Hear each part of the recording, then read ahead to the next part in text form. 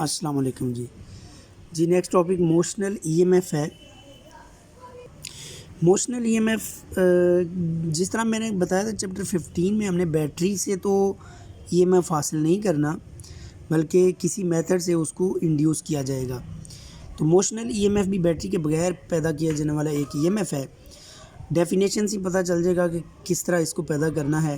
भाई, जब कंडक्टर को मूव करेंगे मैग्नेटिक फील्ड में तो उसमें ईएमएफ डेवलप हो जाएगा, इसको मोशनल ईएमएफ बोलेंगे। तो इसकी डेफिनेशन बनेगी EMF induced in conductor due to its motion across the magnetic field. इसमें लफ्ज़ अक्रॉस बहुत इंपॉर्टेंट है, यानी मैग्नेटिक फील्ड के अक्रॉस उसको मूव करना है।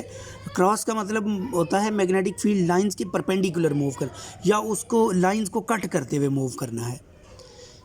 पैरेलल नहीं इसका मतलब होगा। अक्रॉस का हरगिज़ ये मतलब नहीं होगा कि कंडक्टर को मैग्नेटिक फील्ड के पैरेलल मूव करो। पैरेलल के अलावा जो भी डायरेक्शन होगी, पैरेलल और एंटी पैरेलल के अलावा जो भी डायरेक्शन होगी वो अक्रॉस द मैग्नेटिक फील्ड होगी।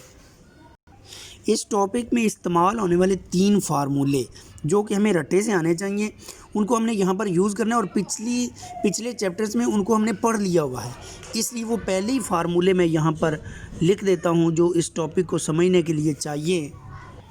इन 3 फार्मूलों की मदद से ये टॉपिक पूरा हो जाएगा। मैग्नेटिक फोर्स किसी चार्ज पर मालूम करना चाहें तो QVB फार्मूला है 90 एंगल पर, और इलेक्ट्रिक फोर्स का फार्मूला QE है, और पोटेंशियल ग्रेडियंट जो कि चैप्टर नंबर 12 में आपने पढ़ा था, delta V over delta R is equal to -E या फिर माइनस डेल्टा V ओवर, उसमें से मैंने डेल्टा V को सेपरेट किया है। Delta V is equal to -ED इसको लिख सकते हैं। ये पोटेंशियल ग्रेडियंट का फार्मूला था। एक डायग्राम से क्वेश्चन को शुरू करेंगे। डायग्राम से भी हमें पता चलेगा कि motion across the magnetic field कैसे होगी और मैग्नेटिक फील्ड कैसे ईएमएफ कैसे प्रोड्यूस होगा। ये जी मैंने 2 पैरेलल रॉड्स ड्रा किए हैं, उनको एक गैल्वेनोमीटर से जोड़ दिया है, और क्रॉस का मतलब है मैग्नेटिक फील्ड यहाँ पर मौजूद है जिसकी direction into the page है। ये एक तीसरा रॉड है जिसकी लेंथ L है, इसका नाम AB मैंने रखा है।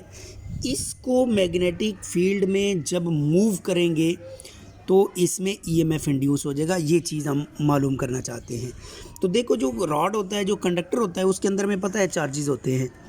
इस कंडक्टर के अंदर 20 चार्जेस मौजूद हैं, उनमें से एक चार्ज को मैंने ड्रा कर दिया है। हम जब कन्वेंशनल करंट की बात करते हैं तो वो फ्लो ऑफ पॉजिटिव चार्जेस का करंट होता है, इसलिए मैंने पॉजिटिव चार्ज ड्रा किया है, इसमें एक चार्ज ड्रा कर लिया। अब जैसे ही इस रॉड को हम इस तरफ पुल करते हैं,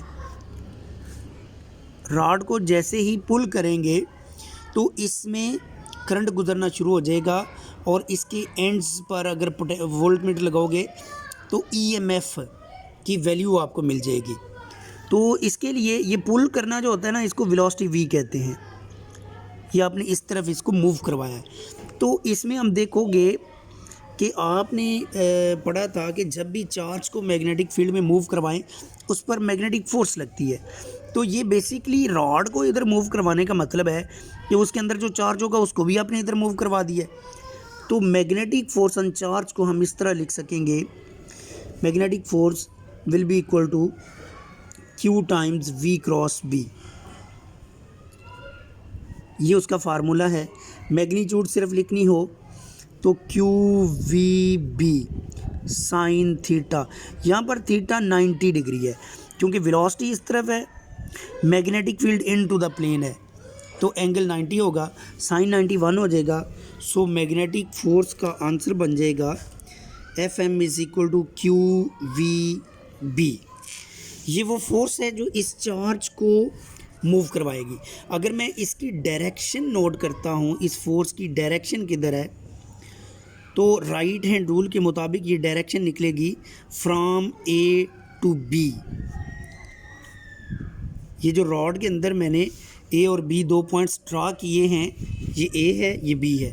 A से B की तरफ ये मूव करना शुरू करेगा।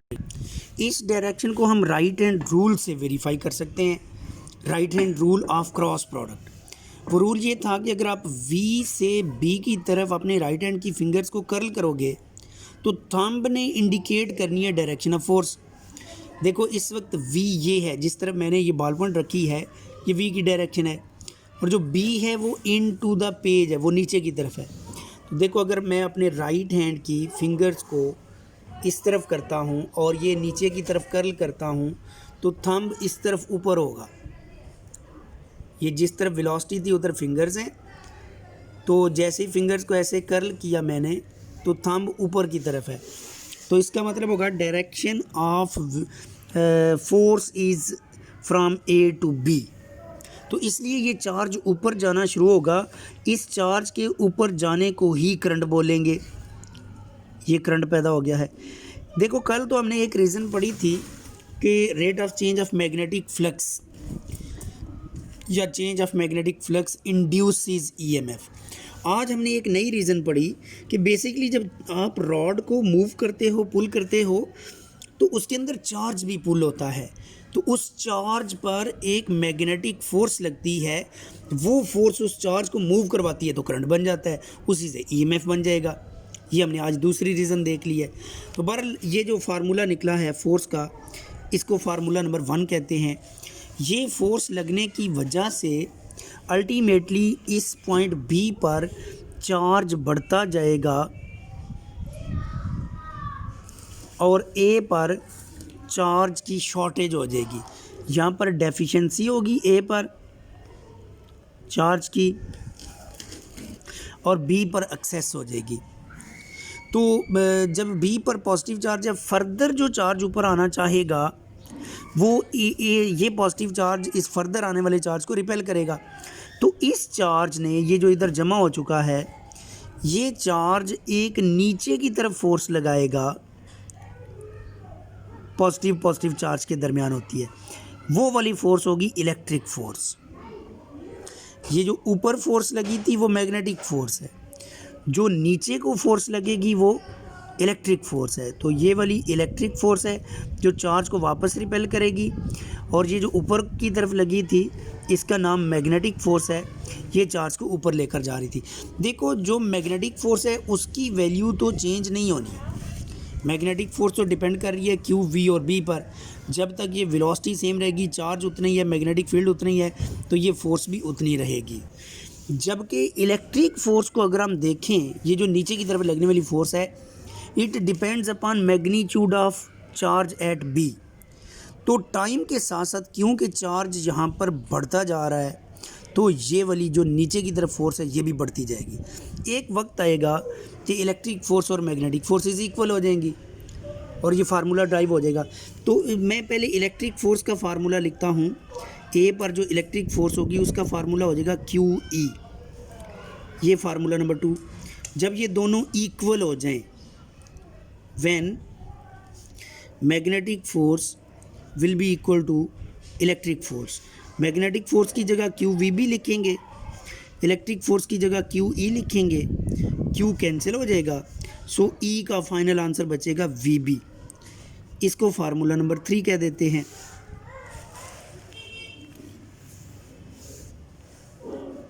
उसके बाद हम ये जो मैं कह रहा था, देखो 3 फार्मूले थे, q we B, q E, और तीसरा पोटेंशियल ग्रेडियंट से delta V is equal to minus E d. अब मैं ये तीसरा फार्मूला लिखने लगा हूँ, we know delta V is equal to minus E d. इसमें जो ई की वैल्यू 3 में है वो पुट कर देंगे यूजिंग इक्वेशन 3, तो आंसर बन जाएगा delta V will be equal to minus we B d. अब डी वो डिस्टेंस था जो ए और बी के दरमियान में है, ये ए और बी के दरमियान जो डिस्टेंस है उसका नाम हमने एल रखा हुआ है, तो अब इसको एल से रिप्लेस कर देंगे, माइनस वी बी एल। और अगर एंगल 90 ना होता, यानी ये जो हमने क्यू वी बी साइन 90 लिख लिया था, अगर ये 90 ना एंगल हो, कोई और एंगल हो, तो Q we B sine theta आ जाएगा। तो उस केस में फार्मूला ये बन जाएगा, if theta is not equal to 90 degree, then आप लिख सकोगे delta V is equal to minus we B L sine theta. इस डेल्टा वी को पोटेंशियल डिफरेंस या फिर मोशनल ईएमएफ बोलेंगे। मोशनल ईएमएफ का formula minus we B L sine theta बन जाएगा। इसमें लास्ट पर जाकर आपने ये 2 चीज़ें ज़रूर एक्सप्लेन करनी हैं। वो दो चीज़ें ये हैं, एक तो ये नेगेटिव साइन का मतलब बताना है। फार्मूले की राइट और लेफ़्ट साइड पर दो चीज़ें आपस में अपोज कर रही होती हैं, इसलिए ये नेगेटिव होगा। यानी इस ईएमएफ ने इस वी को अपोज करना है, इसलिए नेगेटिव आया है। ईएमएफ विल अपोज वेलोसिटी पुल।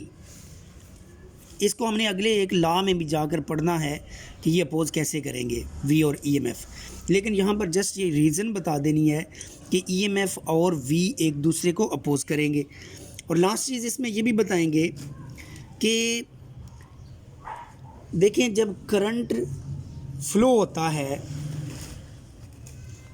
ये जो वेरी इनिशियल डायग्राम हमने बनाई, जब ये सर्किट कंप्लीट हो जाएगा, करंट फ्लो होगा, तो ये वाला चार्ज शिफ्ट होना शुरू हो जाएगा इस तरफ, लेफ़्ट की तरफ।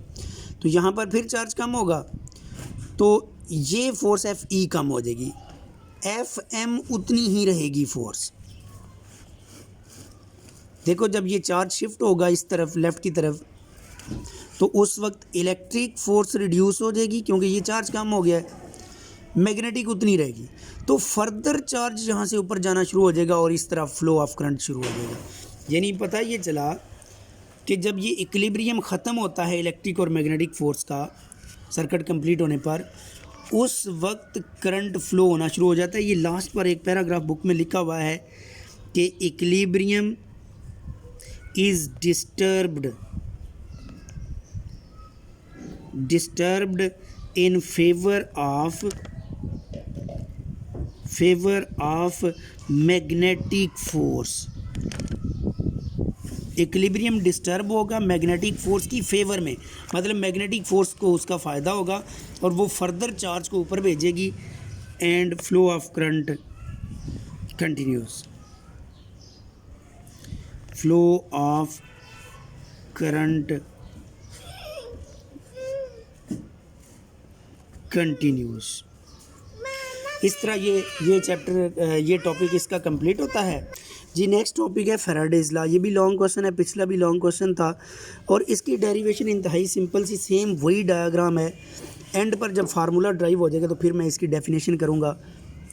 ये डेफिनेशन की जगह छोड़ देते हैं। देखें, वही डायग्राम, ये एक दो पैरेलल रॉड्स मैंने ड्रा कर दिए हैं। इसमें सिर्फ पिछली डायग्राम से एक एक्स्ट्रा एडिशन ये है कि अब की बार मैंने इनिशियल और फाइनल पोजीशन मार्क की हैं। बाकी सेम वही डायग्राम है कि इनिशियल पोजीशन उसकी ये है, फाइनल ये है। यहाँ से जब इधर मूव करेगा वेलोसिटी वी वही है, तो इसने डिस्प्लेसमेंट कवर किया डेल्टा एक्स, यहाँ से यहाँ तक। इसकी लेंथ भी उतनी है, मैग्नेटिक फील्ड भी वही है, रॉड भी वही है, ठीक है।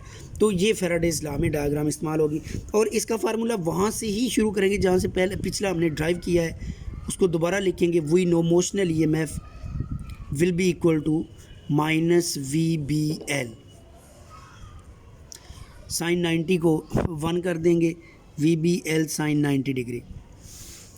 इसमें वैल्यूज़ पुट करते जाएंगे। पहले वेलोसिटी की वैल्यू पुट कर देते हैं।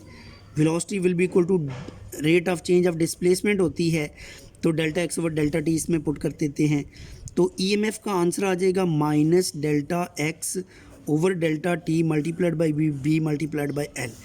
अब ये जो डेल्टा एक्स और एल हैं, ये वाले, इनको कंबाइन कर देते हैं। डेल्टा एक्स अगर आप देखोगे तो ये यहाँ से यहाँ तक का डिस्टेंस है, इनिशियल और फाइनल पोजीशन, और एल ये रॉड की लेंथ है। तो ये लेंथ क्रॉस विड्थ इस रेक्टेंगल का एरिया बन जाएगा। ये जो मैं हाईलाइट कर रहा हूँ, ये वाला एरिया आ जाएगा। तो इसकी जगह आप ये वैल्यू पुट कर देंगे, put delta X into L will be equal to delta A. तो आंसर आ जाएगा EMF will be equal to minus delta A. तो ईएमएफ का आंसर ये आ जाएगा माइनस, अब डेल्टा एक्स एल की जगह मैंने डेल्टा ए लिख देना है, बी डेल्टा ए ओवर डेल्टा टी।